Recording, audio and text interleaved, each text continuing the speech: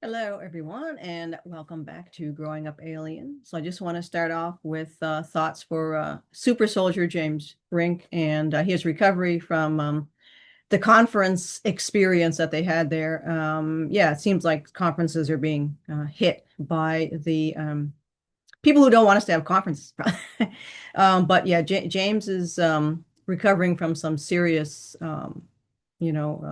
attack. Anyway, it's pretty rough. So just thoughts with James Rink and his family as he tries to pull himself out of this pretty bad hole. So anyway,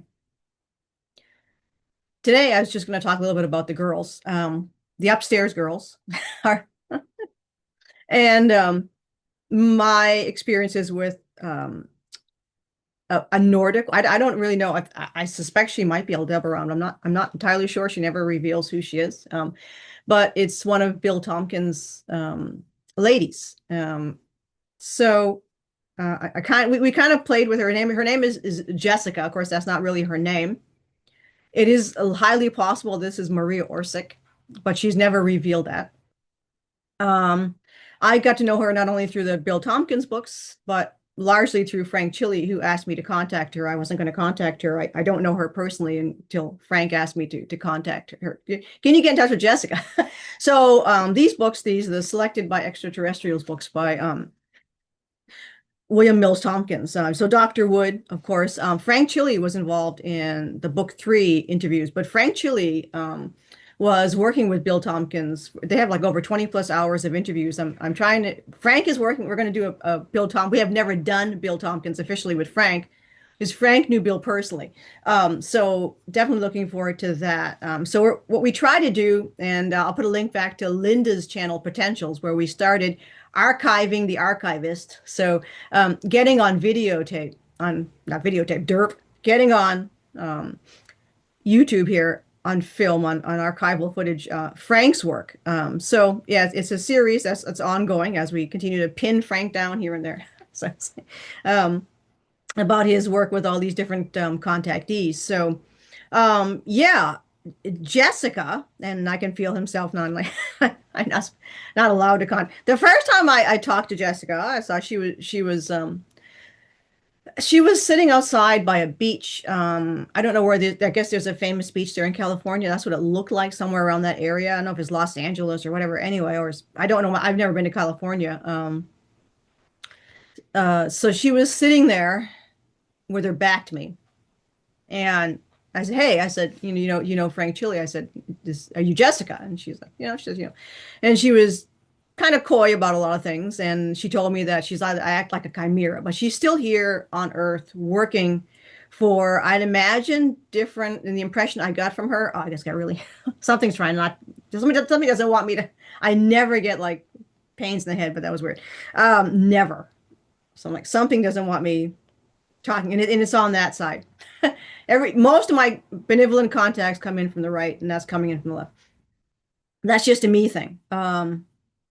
So she's still working here for the whatever it is that I don't think somebody doesn't want me to reveal that, but she's still working. I would imagine some kind of tech engineering type field, computers, something like that. So I only talked to her a few times, like I said, but she's a nice lady. But she's feisty as she's feisty as all get out. I'll give you that, and that's um something that I like to kind of play around with. But I'm going to read, just give you an idea of what she's like, and what actually many, not all, because we're not a collective. So the upstairs women, who are Nordic, I don't know, Pleiadian, I would say. It seems like it's opposed to the Venusians, because the ones that have grown up on Venus seem to be a lot more like friendly and like laid back and that kind of thing. But the Pleiadian women tend to be a lot more feisty, fireworks anyway. So Bill talks about these secretaries that were in these think tanks, and they were these gorgeous women, and they were dressed very seductively. And people were kind of surprised, what the heck's going on here? So this one lady, they said, would seem to be, I'll just open up. It says Key Club and the Apollo. She says, this is Bill. So he says, when I arrived at work, Steve Moyer, a section chief, ran up and confronted me. He exclaimed, Now I know where Sorensen gets his secretaries from. The guys and I went to Las Vegas this weekend. We went to Caesar's Palace, and your secretary's sister was on the stage. Now, there's actually another interview that Frank Chili did, where a woman, a redhead woman, who was actually I think she was usually a technician or what, but she worked on Val's ship. Her name was Teal, and she spent some time in Las Vegas. So they do, you will, if you go to Las Vegas, I assume, see some of these people there. He said, went to Caesar's Palace, and your secretary's sister was on the stage. I talked to her at the bar after the show. I can't believe it. Seems like these alien stargirls are everywhere the action is. Then Dick Stark chimed in, well, I saw her cousin reviewing the Huntington Beach SIVB Apollo stage production site facility with the construction contractors. These dolled up aliens are on top of this program, literally. I asked, this is Bill, well, what do you expect? If you were going incognito, wouldn't you set yourself up for the easiest way to infiltrate the system? Yeah, they turn tricks for secretaries, but when the real heat's on, they're out of the fire. Its simplicity is genius in a way. Whoever they are, these gals have got us by the balls, and most can't seem to get enough. We all had a disturbing laugh as we headed for our offices. I had intense feelings of dread and excitement as I walked through the door. Jessica was sitting cross-legged in her chair. I couldn't help but see the perfect firm curvature of her thigh. She said they used to wear these mini skirts. They were something, high heels, mini skirts. She had no problems with self-confidence and gave me a glance that said, you know you want it. Right after that, she stated, hooray for Friday, Billy boy. I live for these days, sweetie. She's so cute. I love Jessica. Out of himself, anyway, the big deal there. In space management engineering at Douglas, intense pressure existed in attempting to accomplish the major milestones. So that was one of the think tanks that he worked on here. So here's another one. Most of the time, the ladies would be wearing cocktail dresses that would pass for swimsuits. So they would dress very strangely. So my secretary, Bill says, slinked over in her little orange pink mini dress, gave me a posh look and said, are you ready to have some fun now? This week just dragged on, you know. She ran her finger down my tie and strutted by so that I could see her sway to the exit. We drove them over in our cars. Mine was a year-old Kit Cadillac. We drove to the Cat Club in Englewood, a large gentleman's club. On the drive over, my secretary slid over the seat with her miniskirt all the way up and proceeded to attempt to make out. Once at the Kit Kat, we all started heading for lunch upstairs in a large, expensively decorated private room with large chandeliers and wall-to-wall velour couches. There were hallways that led to private rooms like a hotel. As I passed by, I could hear the exotic noises. So as we passed by, Jessica glanced over at me with one raised eyebrow. She said with disdain, sounds like someone is having a good time. We then came to the dining and dance room. There was always an excellent banquet table laid out with elegant silverware for about 30 of us. So they also noticed these girls, when they would go out to eat, they'd often order like fish or something, and they never touch any meat. And there was one meal they had gone to, and Jessica was there with another likely ET secretary. And Bill asked, you know, oh, you didn't eat your French fries. And they're like, oh, we're trying to watch our waist. And really, I suspect that the French fries were fried and probably lard, so they wouldn't eat the French fries. I know Ika doesn't like French fries. They don't, I can't speak for everybody, but I know Ika doesn't like greasy stuff. I don't like greasy stuff. I can't eat greasy stuff. It's just offensive to me. So it's likely that would be the case. But these girls were also seen with men. And I had mentioned this before. And Bill Tomkins told Frank that they would often have escorts, some kind of male escort that they would have, not necessarily with them, but they would live with them, those kinds of things. So there's always a man or several men that would follow these ladies. This is why I suspect in that other video where the lady had two young men that followed her around. She's likely a Venusian woman. And these two, she just happened to have these two young guys. I'm like, yeah, that sounds sus to me. That sounds like it might be. She may very well be an extraterrestrial lady, and she supposedly was Dolores Barrios from Venus. Now, Dolores Barrios would not be her name, but they would take on fake names all the time. They would have to change their identities because they don't age. They'd have to move around, all these kinds of things like that. So there's some other fellows that were there. when Jessica and Bill arrived at the restaurant, right? Little cafe club part thing. This guy Dempsey did down his drink, stick his tongue down his secretary's mouth and grab her breast. This is the kind of stuff that's this is the kind of I mean it's like wow. So however, I asked myself, are all the short badgers here somehow thought controlled by the aliens and instructed by this guy Sorensen, who may be a reptilian alien himself? And what about the secretaries? Was it okay for them to drop their pants so fast? Don't any of them have husbands or boyfriends? So there are other chapters and interviews with Bill where he mentions the fact that there were reptilians at these think tanks and also hybrid reptilians, very likely, that were infiltrating. You have Project Paperclip, yada, yada, yada. So he says, the almost uncanny success of every project that I have conceived and developed in the past 7 years led someone to establish exactly how I accomplished them.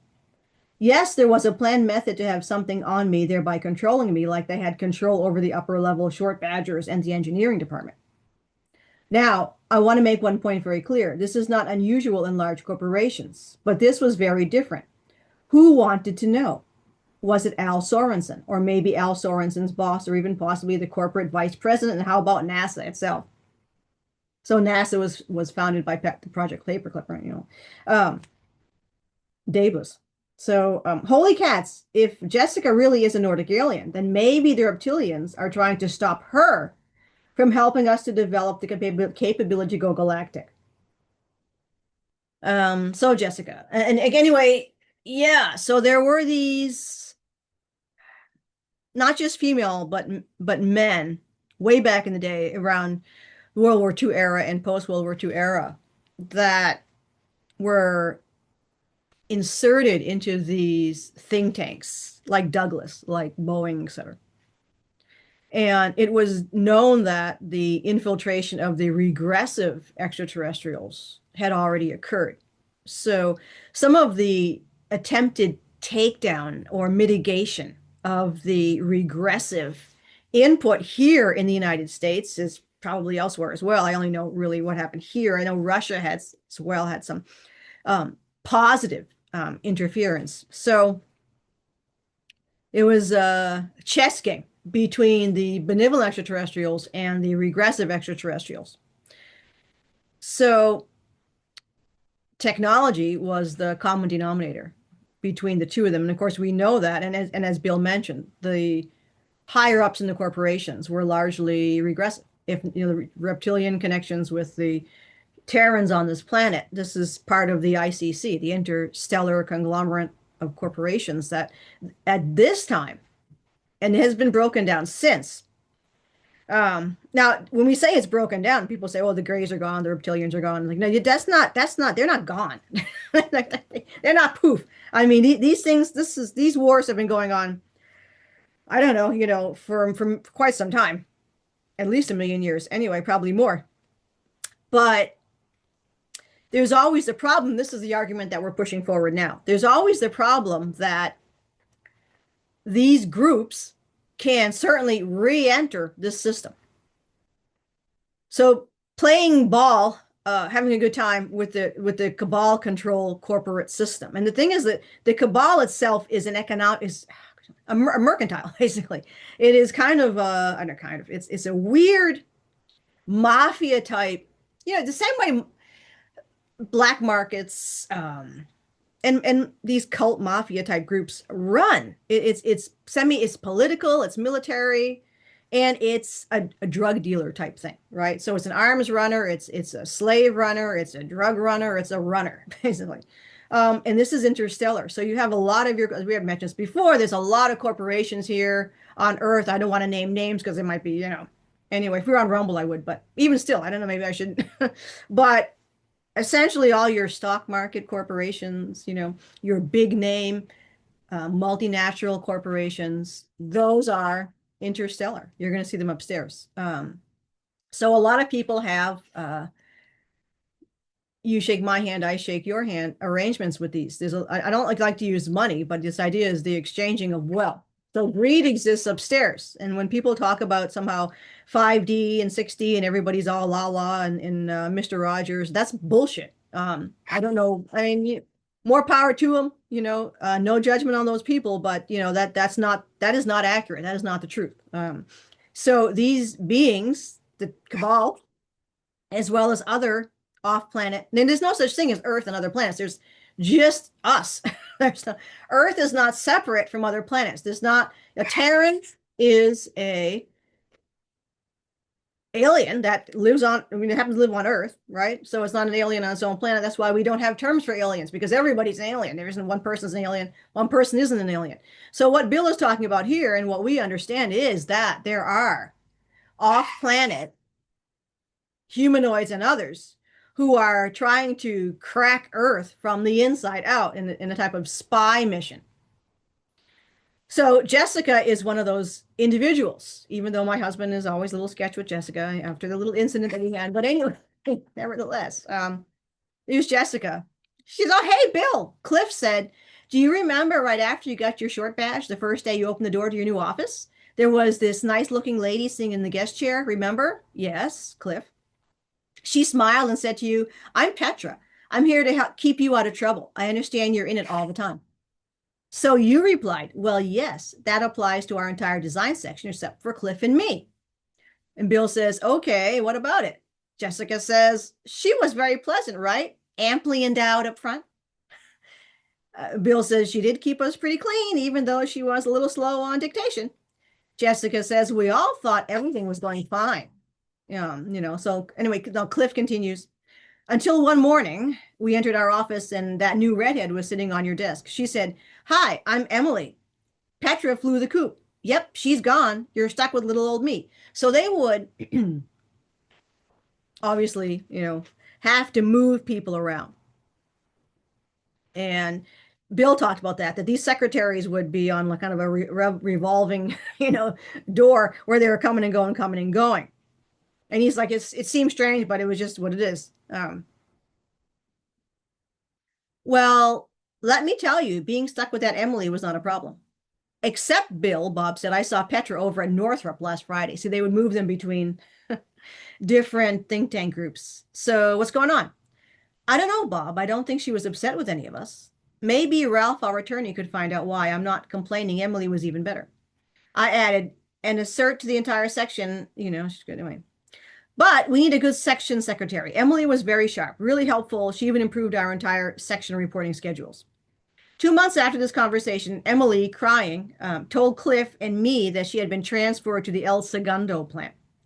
Ralph Malone, our attorney, had heard the commotion and asked Emily, who the hell told you that? I'm not supposed to tell you guys. Oh, come on, Emily, you're part of us. I can't tell, I'll be fired. This has got to stop, Ralph said. I'm going straight to Gary Langston and find out who's doing this. And it wasn't just Ralph. The whole section was wondering what was going on. A week later, we still didn't know what had happened. The following Saturday at 7:30 a.m., it was an unusually warm spring morning, but most of us had to work. Cliff and I, both in casual attire, met in the empty parking lot by the entry gate. Walking into the plant, Cliff said, Bill, it's such a beautiful day, and there's only 14 blocks to the girls at the beach. I will if you will, I said. Entering my office first, Cliff said, hey, Bill, guess who's sitting cross-legged on your desk? Oh my gosh, I thought. She was this little cutie in blue jean shorts. They were literally cutting her in half and a red bikini top. Hi, I'm Lucy, she said. Lucy at your disposal. True to Cliff's word, when I saw her, she hopped down on her high heels, came right up to Cliff and me and said, you guys are cute. This is going to be fun. We hardly ever dress up when we work weekends, but looking at Lucy, I thought she is really out of uniform. Cliff didn't care. Now I know why we have to work today, Bill. Don't make her get dressed. Yes, we had fun all day. Lucy's shorts must have been a size 1, and she looked like a perfect 4. Knowing that we were concerned about the situation, she voluntarily told us that she was from the corporate typing pool and didn't know much about engineering, but was a fast learner. She really was. So Bill would notice with some of these people, they would write entire reports and these incredibly complicated type things overnight.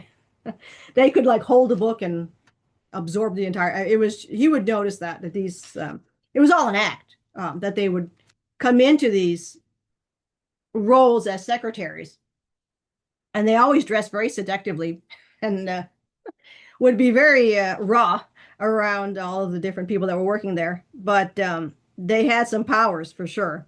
So yeah, wild stuff. I recommend these books. So if you'd like to, like I said, Dr. Woods was the original individual. He has passed, and his son is now taking up the reins. But William Mills Tompkins, the solar warden craft were largely designed by Bill, and John Walsons is able to, using his telescope that he created, get intense videos from outer space. And he's got pictures of 3I Atlas and yada yada, right? But he's got some great stuff from Bill Tomkins engineering projects. So cool beans there. What I want to pull up now is the sound of Simyasi's craft. This is captured by Billy Meyer, and this video was found in Bearden's basement by Bedini, and Bearden had a gravity wave detector, and they ran this sound of the craft captured by Billy Meyer through this device. So it is a gravity wave. That's what you hear when these craft take off. The contactee from the 1920s, Albert Coe, who Frank Chili knew personally, and we did a video on Frank talking about Albert Coe, and when Zaret, again, his contact from Tau Ceti, fake name Zaret, it's not his name, had been rescued by Albert Coe in the woods. He told Al, he says, I'm going to go in my airplane now, because it's a disc, right? And Al says, oh, all right, interesting plane, right? And he says, I want you to stand back, right? So, if you get too close to these things, they'll kill you. In the Travis Walton episode, incident from Texas. Is it Texas? I think it was Texas. Or, yeah, anyway. You can see the documentary on Travis Walton. But I don't know what possessed Travis to walk up close to the craft, like up close. That's like crazy. He almost was killed from being that near it. So you never want to walk up close to any of these devices, orbs. There's actually another story in Howard Menger where people had noticed in High Bridge, New Jersey in the 1950s, a strange explosion happened. And this was, I think, field location number 1 or field location number 2 in High Bridge. That's so the visitors that Howard Menger was in contact with, they told him, they said, yeah, that explosion. And Howard said, yeah, that was what the heck. I heard about that. And he said, yeah, that was one of our surveillance orbs. And it started going wonky. And they said, we had to blow it up. Like, all right. So, right. You'd never go near these orbs. They're surveillance orbs. Some of them are ours now, because a lot of this stuff now is ours, but if it can be theirs as well. They're electrogravitic devices, and they send off radiation, so you never want to go near them. And they had to blow this one up because it was getting wonky. But anyway, Simyasi, I don't remember like much contact with her for any time during my early life, because I have a lot of weird broken up memories, empty memories, huge pieces of time that I don't remember from my childhood, and yada yada, which is common. And it was several years ago. I had just come home from teaching at Worcester State University, and I was getting ready to do some barn chores and stuff like that. So all of a sudden, I feel in my body this, and that's kind of why I wanted to read the Bill Tomkins stuff. I felt very feminine, like really like wanting to be feminine. I'm like, what the? And one thing from my entire life is I never felt feminine. I was actually in kind of a state of like really chronic PTSD, stress. So I never was really in my body, and I never felt in my body. And interactions with people was always highly stressful for me. It is what was neat about a section from the Travis Walton incident was when he was finally dropped off from the craft. He was on the craft for 5 days.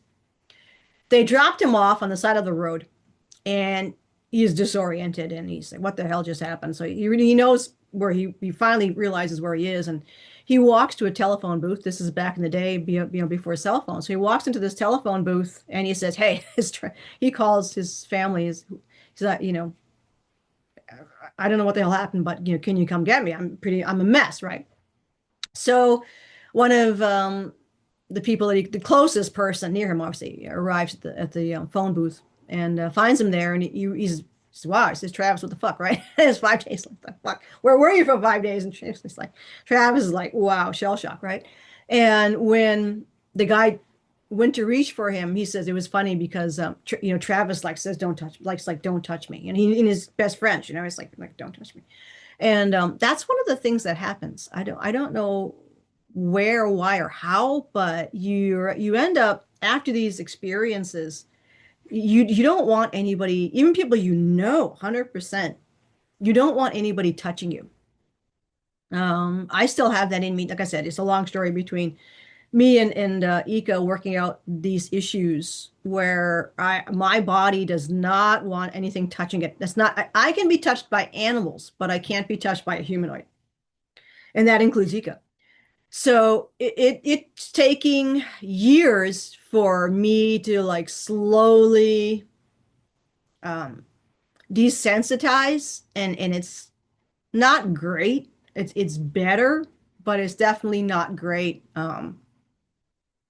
So I do a lot of analysis as to how can I manage to overcome some of this, and it is like it's I don't know, it's really difficult. Safety is one of the things that I need. So with Ika, feeling safe is number one. So I've kind of broken it down to, you know, I have to have a place where I feel safe because I've never that was the issue. I've never felt safe. I'm in arenas that aren't safe. Obviously now I understand that obviously this planet is not is not safe. So I'm a very academic person, so I try to piece things together. So being in a constant state of hypervigilance, and it makes sense knowing what we know because the enemy can get us from anywhere anytime. And that's a challenge, isn't it? So there really is no place where you can be safe. And I remember once I did a talk and a lady asked me, it was about abductions. And she says, "Oh, how can you protect yourself?" And I said, "Well, you can't. There's no way to protect yourself from abduction. If you're going to be abducted, you're going to get abducted." And she was like, there's no way.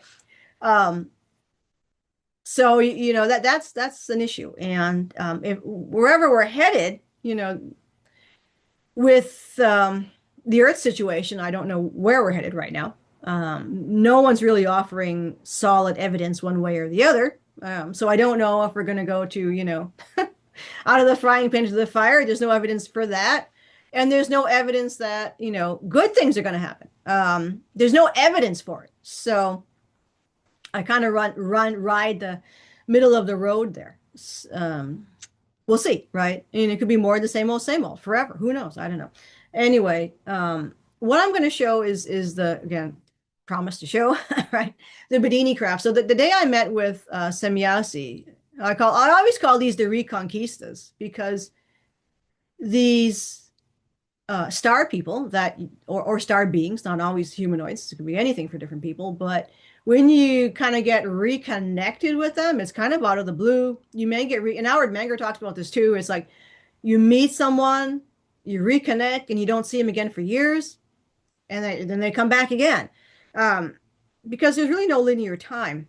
And when we look at our experience here with the Earth liberation, how long do humans generally live, right? 80, 90 years, more, 100, some people, 80, 90 anyway, under 100, let's just say. Some people live more than 100, I get it, but I'm just saying.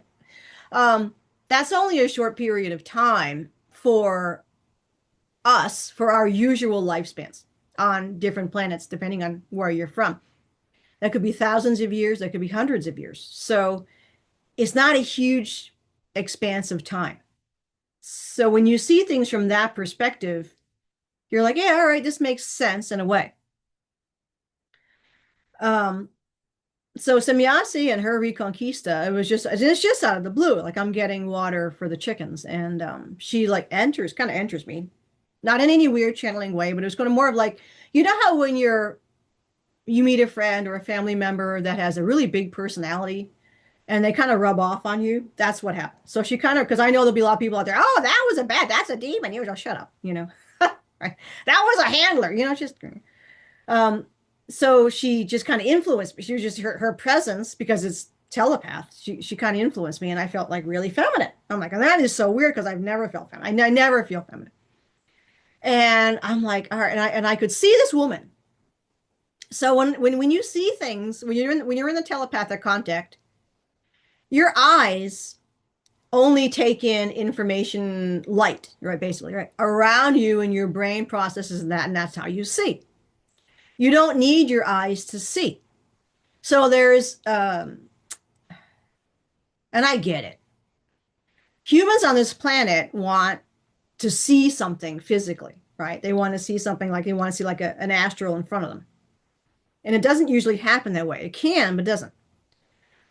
You usually will see the astral in your mind's eye, or when you're telepathing, it's going to be what we call in your mind's eye. I always call it like it's behind your eyes. So it's bypassing your eyes because you don't need your eyes to see. If you go to Dan Winter's work with these kids, right? You can see objects without your eyes. So I could see her and she looked familiar. It's a blonde, long blonde hair, attractive woman, you know, but really great personality. And she felt really familiar. I'm like, who's this? You know, and she's just all happy. And I'm like, who's this? And she's like, it's Simyasi. Like, she's like, how the hell can you not recognize me? And it's true because I knew who she was. I'm like, this is like, the word that came like is Simyasi. I'm like, I know this person. And she's like, it's Simyasi. And I'm like, no way. And she's like, yeah, yes, Simyasi.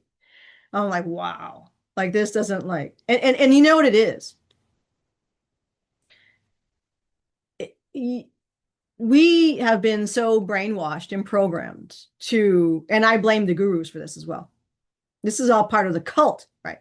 I'm gonna do a video on cults actually. So we're all in a cult, right? It doesn't have to be like it doesn't. Just growing up on this planet puts you in a cult. So your parents are in a cult, school system's a cult, religions are a cult, where you work is a cult. Everything around you is an illusory cult. And in this cult, ever since we're children, we're programmed to understand hierarchy. That there's some people who are better than other people. And this fuels all the stuff, right? Racism, sexism, speciesism, you know, humans are better than other species, all these kinds of things. So there's always, so what's actually happening there is that this concept of an unmalleable type of hierarchical system exists. And you can't push against that system. And we're trained, most people, unless you're a full-on narcissist or megalomaniac, whatever, to see yourself as a cog in a wheel and to make yourself amenable to others, not to stand out, right? Not to show off. And for many of us, through bad experiences, we realize that it's better to be not seen than seen, because when you're seen, bad things happen. But when you're not seen, you can slide under the radar and not get punished. So we basically live in a reward punish society. And we learn when we're children that it's better to not so much even seek a reward, because that can kick you in the ass. It's better to just be quiet in the background and to hide. That way there, you won't be, you know, attacked. So for me, being severely bullied by classmates, I learned that it's better to hide. And I've told people that when I was, you know, like I don't want, like I never wanted to have contact with people. I wanted to be in the background. I don't want anybody to talk to me because I don't trust you. Because I know at some point you're gonna, and that was the handlers, you know, and I think for many of us who are experiencing these kinds of things, whether you're SSP, MK Ultra, whatever, MyLab, blah blah, that when you would reach out, the other person, when they were themselves, were perfectly fine. And you would get rewards for the contact. But when the handlers, when the mind control would enter that other person, you would notice that people were unpredictable. That at one point they'd be fine, and then without any reason whatsoever, they turn on you. And now we understand that they were mind control. But at that time, you just learned that people were unpredictable. And it was better off not to have any contact with them. Because there was no rhyme or reason for what they would do. And it would always be, to injure you in some way. So we make ourselves small.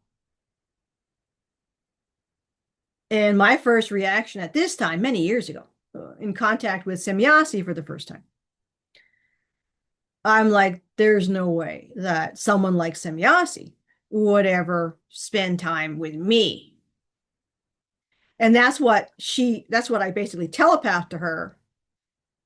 And she just didn't listen to it. She just kept pushing, right? So I'm glad they always will. They're not going to back off. They're going to keep benevolently. And I know all these people who do all the, oh, this is Project Mars, this is Project blah, this is Project ABC. It isn't.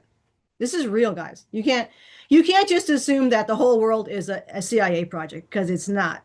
That's not saying that a lot of people aren't in and have not experienced these negative experiences through these CIA projects. 100%. Some people have had benevolent and CIA contact. Yeah, it's all mixed in this soup, but you can't just say that everything is a CIA contact.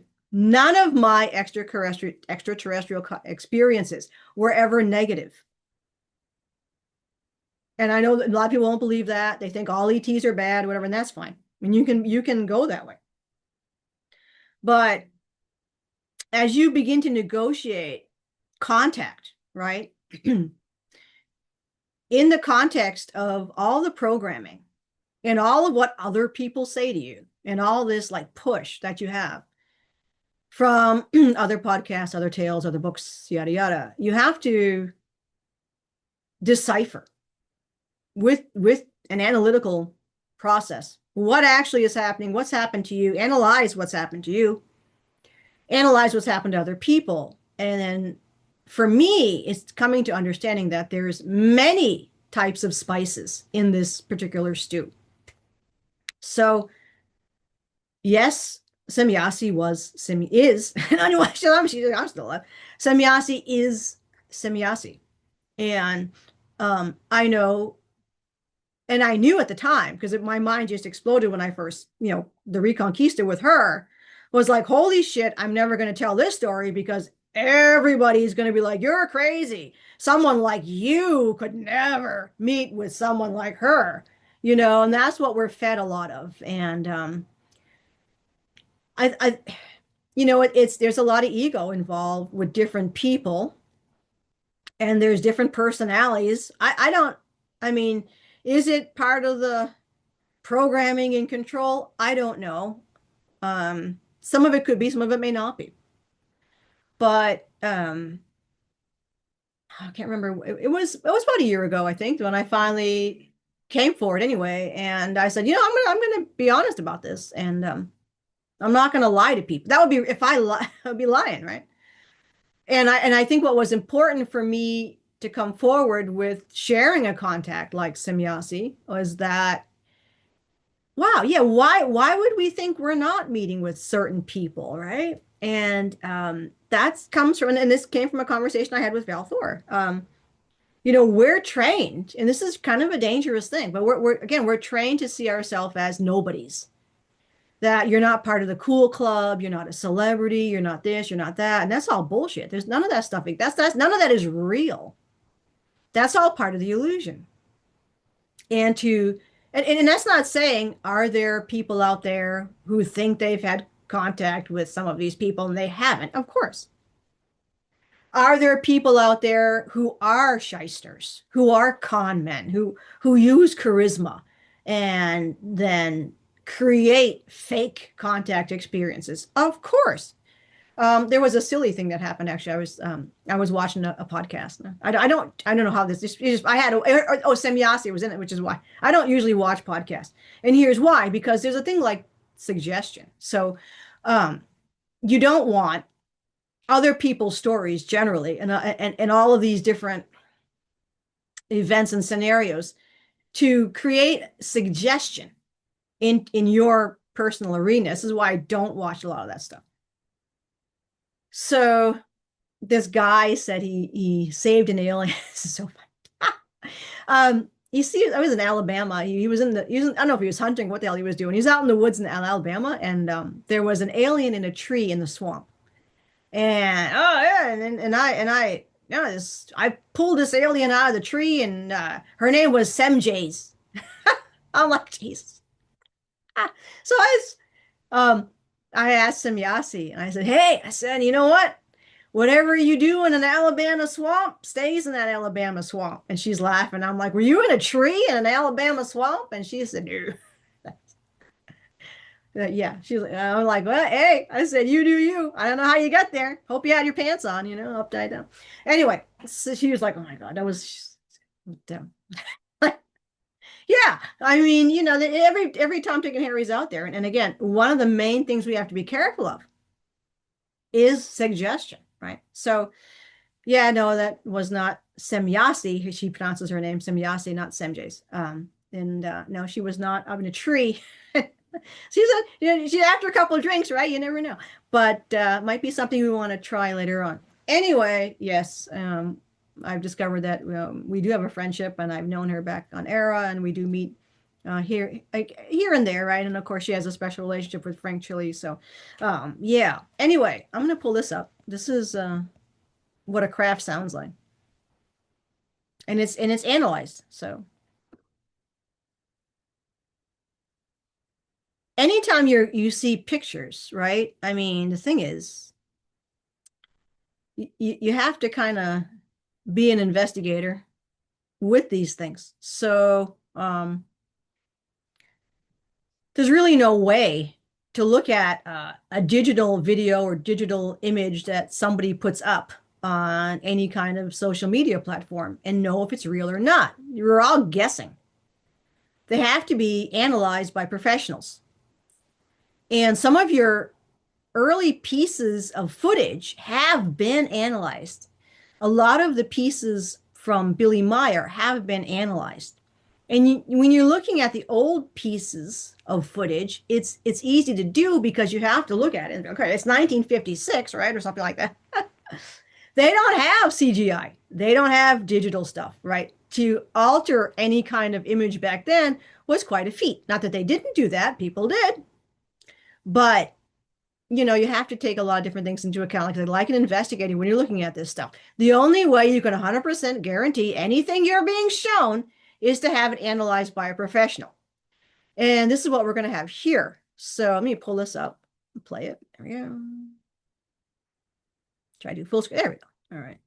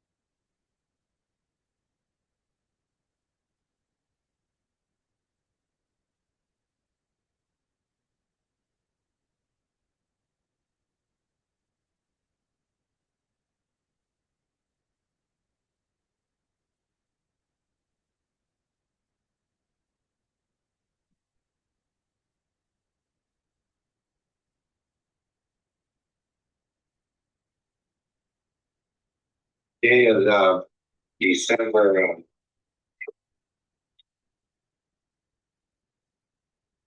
26th, and what I'm doing here is recording some gravitational waves. I was given a tape not too long ago by Bill Jenkins, and the tape involves some sounds of some spacecraft. So I thought I might delve into the audio end of it.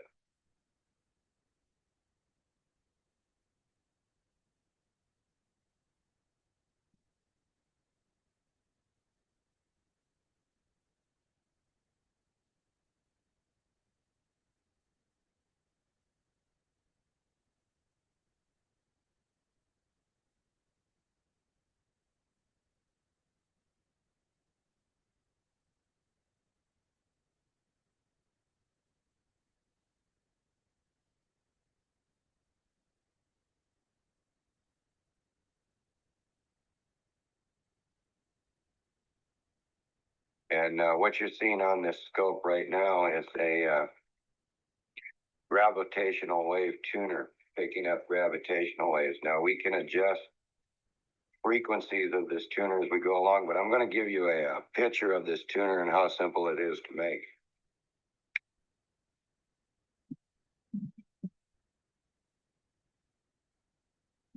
This is basically the tuner right here. It doesn't consist of much of anything. So I'm going to put the, this is a long video, so I'm going to end with that. I'll put a link to that entire video, and folks can learn more about the wave tuner and Bedini and, of course, Tom Bearden.